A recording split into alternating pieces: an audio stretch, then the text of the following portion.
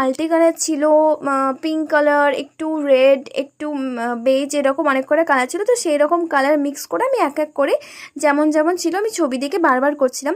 তো আমি এতদিন থেকে আমি চাইতাম যে কোনো কাস্টমার যেন আমাকে তার ছবি দেখ, সেরকমভাবে কেক বানাবো। বাট যখন ফাইনালি আমাকে কোনো কেকের ছবি পাঠিয়ে আমাকে বলছে যে এরকম করতে, তো একটু নার্ভাস লাগছে, কারণ যদি সেম না হয়, যদি কাস্টমারের পছন্দ না হয়, সেটাও একটা জিনিস ম্যাটার করে, তাই না? তো যাই হোক, আমি চেষ্টা করেছি যেমন যেমন মানে কেকটায় আমি ছবি দেখেছি সেম সেম করার।